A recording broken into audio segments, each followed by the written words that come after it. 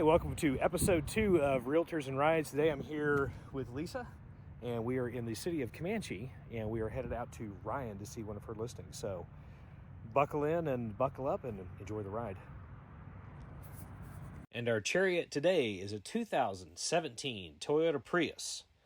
While it might not look fancy, it does get 50.2 miles per gallon, which helps me drive all over the state of Oklahoma. This will be our ride today in Realtors in Rides, getting real about real estate. Okay, so welcome to episode 2 on Realtors in Rides. Today I've got Lisa Ralls. She's with us here at Boox, and we're going to head down to Ryan to go see one of her listings. She's had it on the market for a little bit. It was actually a for sale by owner? For sale by owner. That you called and was able to help them out. So as we're kind of driving to Ryan, we'll kind of chat a little bit about a few things, and then we'll cut to the house so you can see what that is. But again, all of our contact info is going to be down below. So as you're kind of going through the video, if you want to reach out to myself or Lisa to either ask about the house, or if you want to become a realtor, we have ways to do that. We've got our own real estate school also. So we're both looking to grow our team. So if that's something you want to get into, we'd be happy to have a conversation with you. So with that said, Lisa is fairly new. When did you get your license again? In May. May of this year. So May of 23. And it's been easy money, right? No, not at all. Just, drive around in your Lamborghini and go show houses and, caviar and champagne on private yachts, right? No, not at all. So what are some of the things that you have found to be either shockingly shocking, or things you didn't anticipate being an agent, or what's kind of your initial take on being a realtor? Well, being a realtor is hard work. You work a lot. Not necessarily long hours, but it does take great effort to know the industry, to build relationships with individuals, other members of real estate.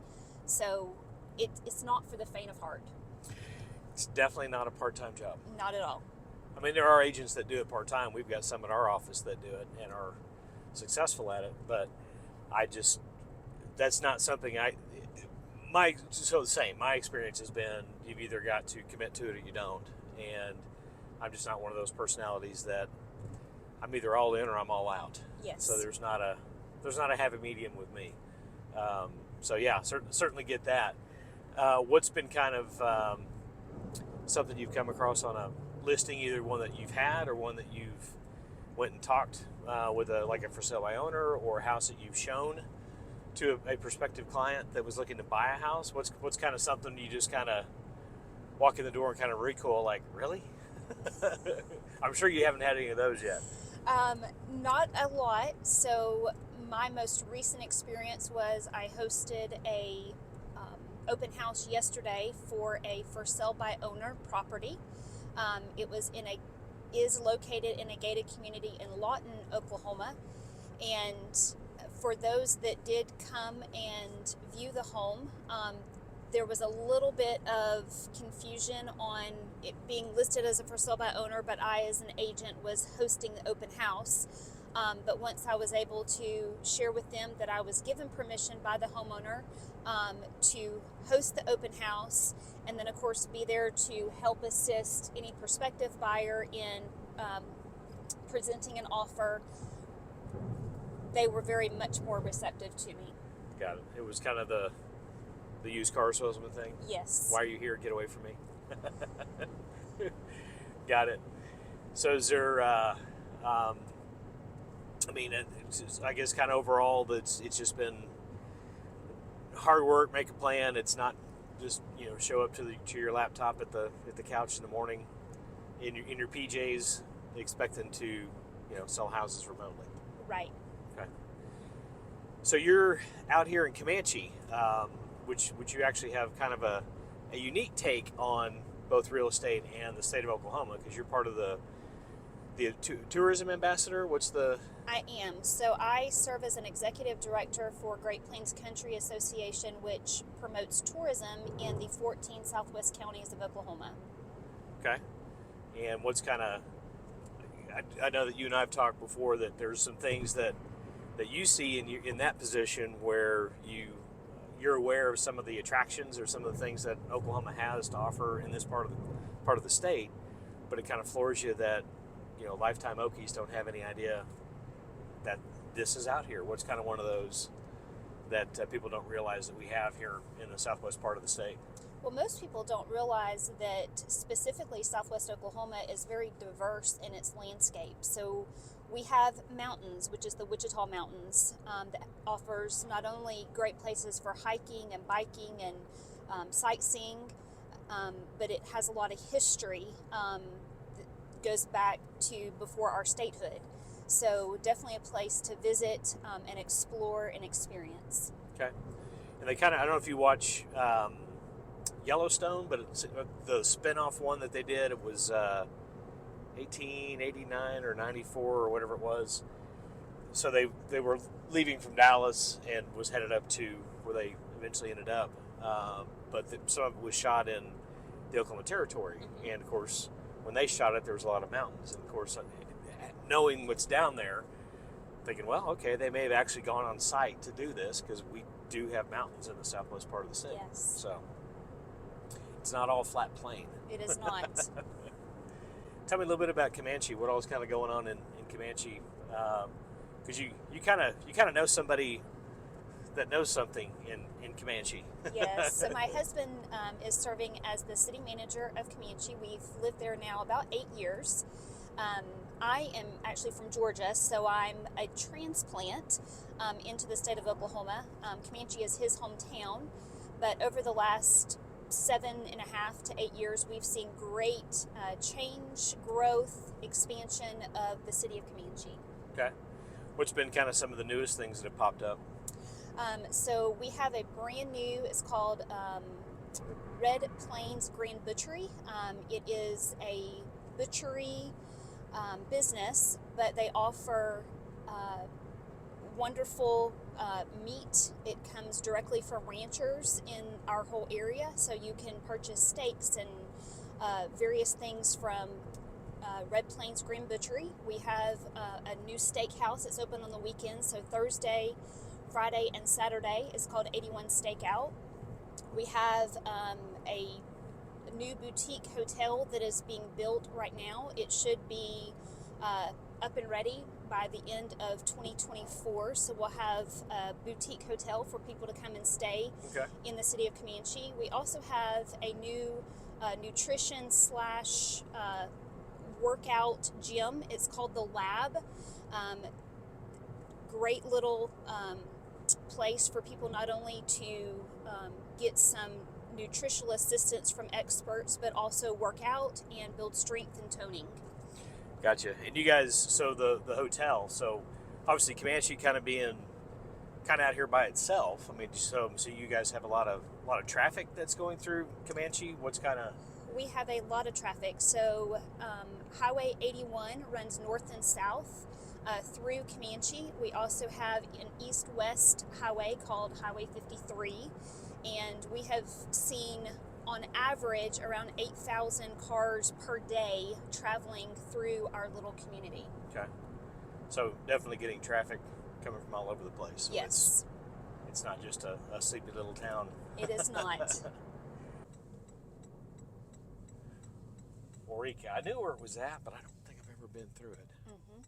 So this is basically the start of the Trail of Tears. Okay. Chisholm Trail. Gotcha. Well, yeah, the Chisholm Trail runs through Minco. My dad and his dad, during the 80s when we had all the oil stuff going on, saw a need for a trailer park in Minco. And so they acquired some land over by the railroad tracks. And as we were excavating it, getting it ready for utilities to be put in, all that fun stuff, found all kinds of old glass bottles, stuff that was we determined to be off of the covered wagons, because it was literally the Chisholm Trail literally runs along the train tracks there in Minco. Oh, wow. And I've got some of those bottles somewhere. I just That is awesome. don't know where they ended up. All right, we will feed the Prius. We're at 5 miles. So again, that's why I drive the Prius, not the F-250, because that would have been, we would have ran out a long time ago. Yes. All right, so quick fuel. Okay, so you're pretty much just kind of sticking around Comanche, right? Yes, I've gone as far north as Midwest City. Okay. Right now, and then Chickasha, all the way down to Ryan, this whole region. Gotcha. Yeah, I was kind of looking at my map dots the other day, and it's like I've been all the way up to Cache, all the way up to Glenpool, down to Sulphur, and farthest north is Edmond, but I've been as far up as Pawhuska, showing a house up there. Oh, wow. Ended up selling her house in Stroud. So yes, the Prius gets a workout. 110,000 miles. I officially have more miles on this car than I do on my pickup. Wow. And I've had the pickup 2 years longer than this car. So we're here at the house here in Ryan. So we've kind of got a nice quiet street, big yard, which we'll kind of jump in there and take a look at. And kind of like what you get out here in rural America is it's very quiet. So we'll jump in here and Lisa will give us a grand tour.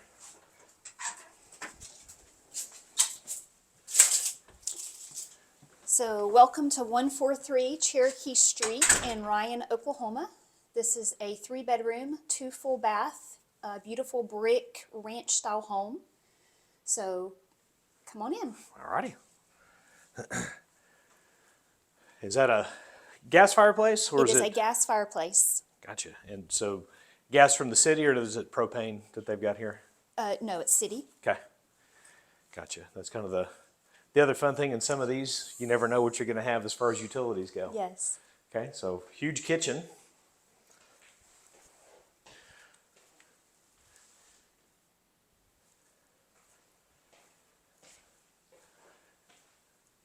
Good deal. And I assume all the bedrooms are all on one side? They are. Okay. So we have a good-sized guest bath. We have laundry hookup.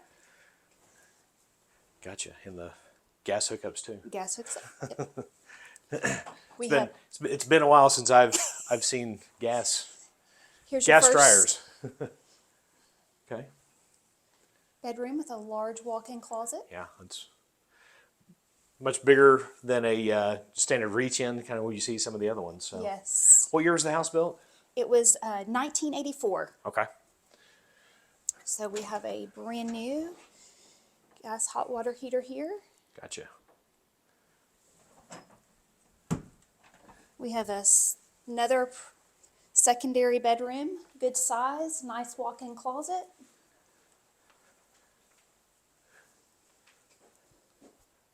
Okay. Ready for tons of storage. Yes. Or tons of things to be stored. And here is the primary or master. Okay. Nice size. And then We have an ensuite bathroom. And also with a very large walk-in closet. yeah. And a full tub. Yes. Nice soaker tub. Yeah. Gotcha. Well, let's kind of, I guess, run out in the backyard and see what that looks like. Okay.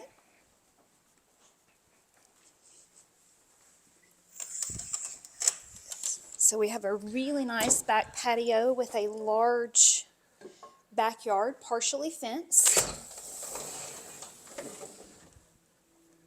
Okay, so covered patio. Yeah, it's a huge yard.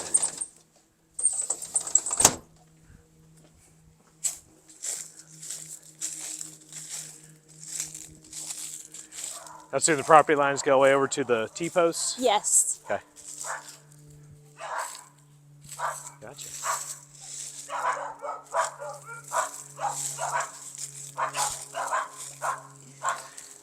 Now, I assume this is kind of the city back alley back here? It is. Okay.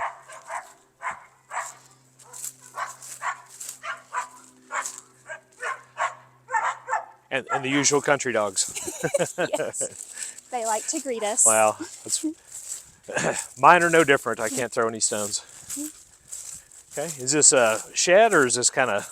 It is a metal frame. It will definitely need to be either torn down or you can re-side it, but the frame is metal. Gotcha. So this is kind of one of those, bring your vision. Yes. Okay. Got it. Well, all righty. Well, so right now we've got this, well, Lisa has this on the market. So if you're looking to kind of find a spot out here in southwest Oklahoma, this is certainly one that is ready to go. I don't see anything that needs to be done to it to move in. So if you're interested, I got Lisa's info in the bottom. And thanks for watching this episode of Realtors in Rides. Thank you. Bet.